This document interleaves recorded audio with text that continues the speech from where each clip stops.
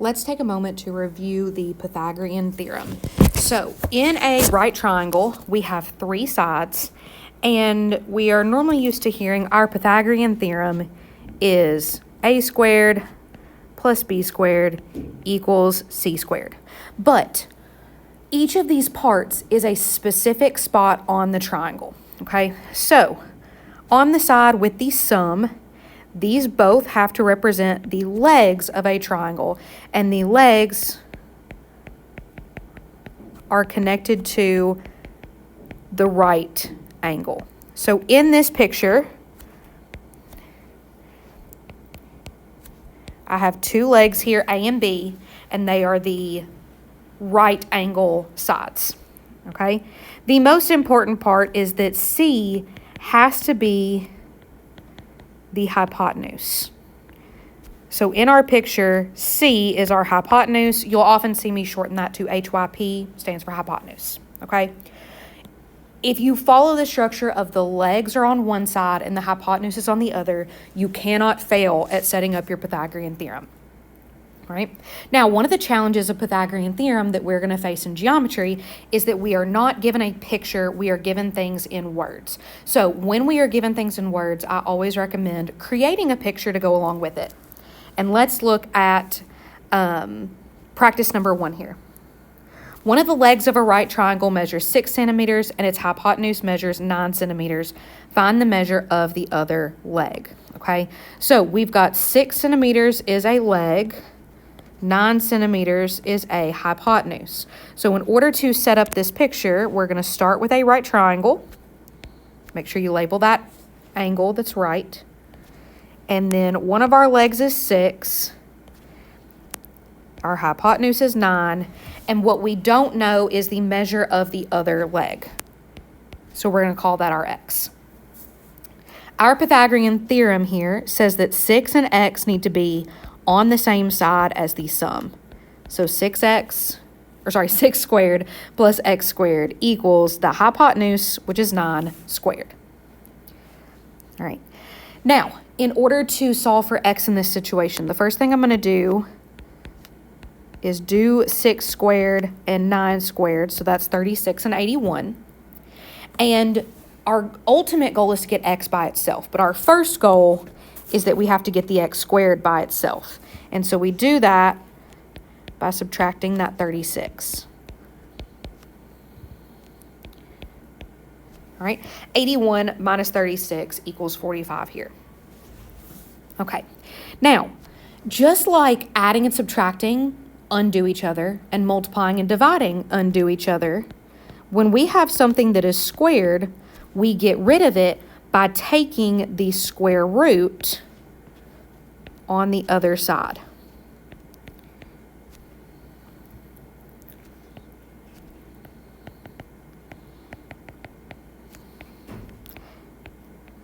Now remember, we worked on simplifying radicals on page 1, okay? So I'm going to do this with that factor tree method. So when I think of 45, the first thing I think of is this is 5 times 9, and 9 is 3 times 3. So when it comes time to simplify my radical, I've got the square root of 5 times 3 times 3. Anything that is double underneath the radical symbol can come out as a single. So I get 3 square root 5. Now, this does not tell us to put the answer in simplest radical form. It doesn't tell us to round the answer as a decimal, okay? So depending on the instructions, if it says leave it in simplest radical form, this is our answer, 3 square root of 5. If it tells us to round it, I'm going to use 2 little squiggles instead of the equal symbol, just to say that my x is being rounded here. If you do 3 square root of 5 in a calculator and you round it to the nearest tenth, it is 6.7. And because we are doing things in units of measurement with centimeters here, you will most likely just round for that. Another place that we're going to round is when we have and practice like number 2. If you place a 39-foot ladder against the top of a 23-foot building, how many feet will the bottom of the ladder be from the bottom of the building? So when we are talking about things in feet, we are going to be rounding, and almost always we're going to be rounding to the nearest tenth, okay? Now, again, we need to draw pictures to represent a scenario. So we're leaning a ladder against the top of a building. All right, so let's pretend we have a lovely little building here. And what we are doing is we are taking a ladder and leaning it against the building. Oh, let me make sure it's going to the top of the building there.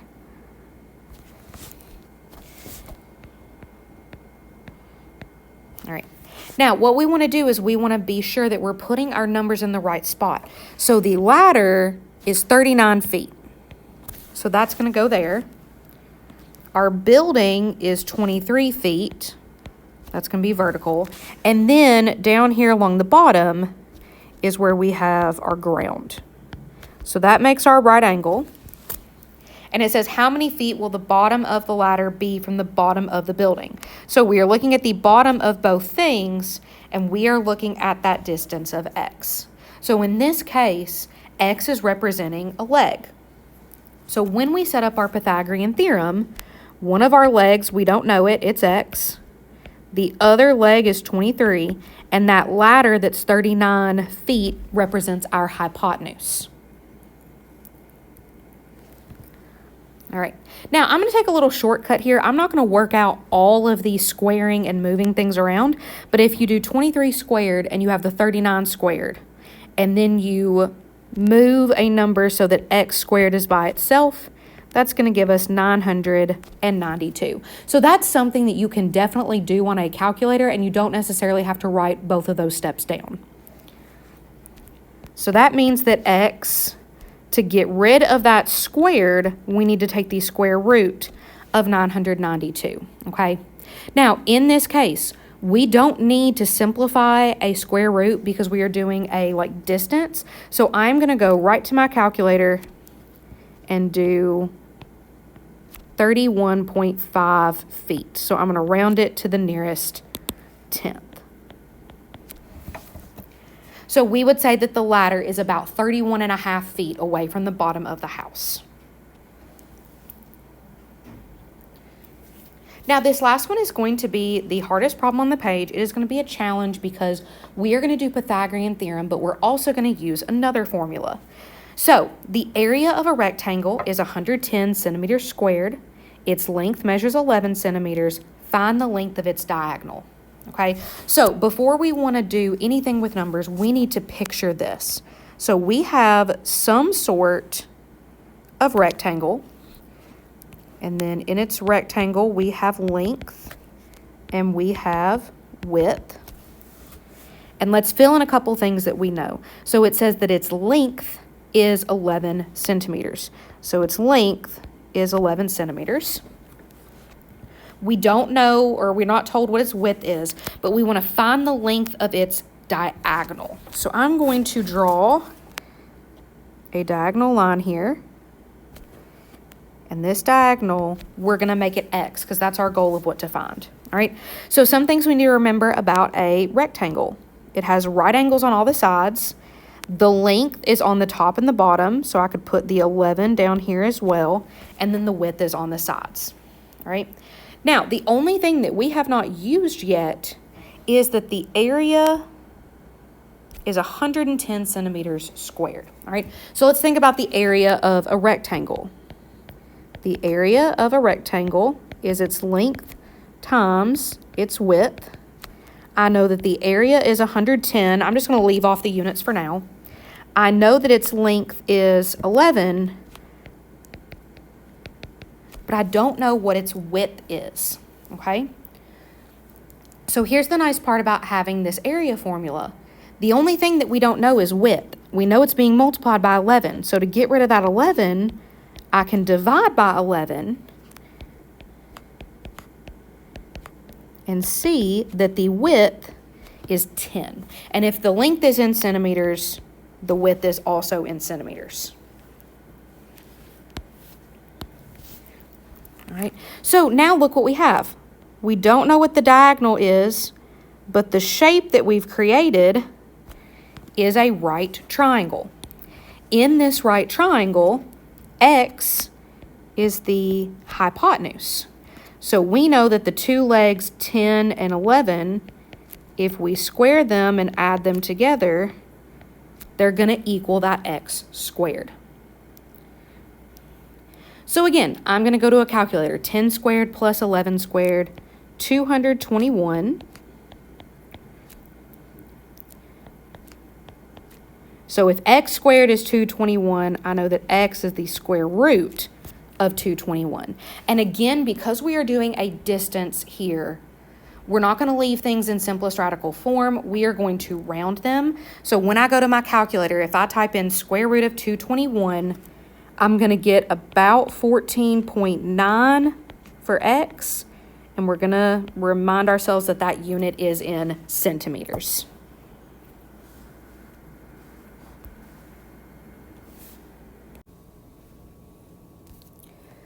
On page 3, we're actually going to talk about the converse of the Pythagorean theorem. And so we're going to start with a question right here. You are told that the three sides of a triangle are as follows: 71, 48, and 83. Is this triangle a right triangle, and how do you know? Okay, so what we're picturing here is, let's assume that we have a right triangle. We'll go ahead and start with that assumption.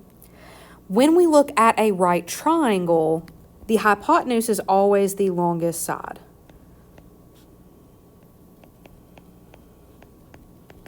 So if we were picturing this as a right triangle, that means that 83 would be our hypotenuse, and then 71 and 48 would be our legs. So the thing that we have to ask ourselves is, does the Pythagorean theorem work? So if I take both of the legs and I square if I square the legs and then add them together so I make the sum, we want to see if that equals the hypotenuse squared. So this is a question that we are going to do. So what I want you to do is I want you to grab a calculator, type in 48 squared plus 71 squared, put it on this left side here, and then also type in 83 squared and put it on this right side. Pause the video if you need to. Okay, so 48 squared plus 71 squared is going to give us 7,345. And 83 squared is 6,889. So, are those two things equal?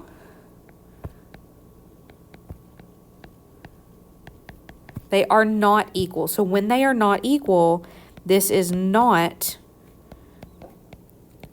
a right triangle. So, we could put a big X. We're not a right triangle. However, there's a couple other options of things that it could be. So we're going to take this a step further and talk about what type of triangle this actually is. All right. So this is the converse of the Pythagorean theorem. Okay. So our Pythagorean theorem, I'm going to put here in the middle. And I'm going to actually flip this around. If c squared equals a squared plus b squared, and remember that c is the hypotenuse, then the triangle is a right triangle, okay? However, two other cases can happen. We could have c squared is smaller than that sum, or c squared is larger than that sum, okay? So let's add a little extra note here.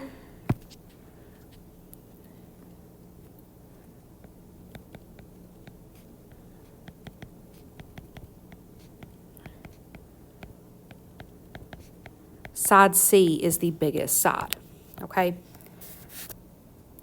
So if we have that c squared is smaller than a squared plus b squared, then the triangle is acute, okay? And this happened up at the top. 6,899 is smaller than 7,345, so that would actually be an acute triangle.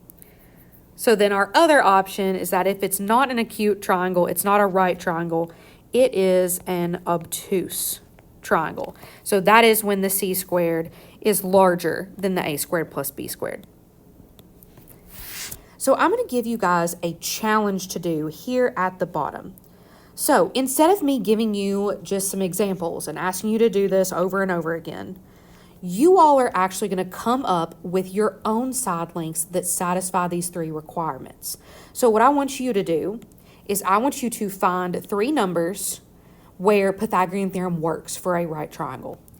Then I want you to find three other numbers that would make an acute triangle, so it follows that c squared is less than rule. And then the last one is an obtuse triangle, so three lengths where the c squared is greater than that other side. All right.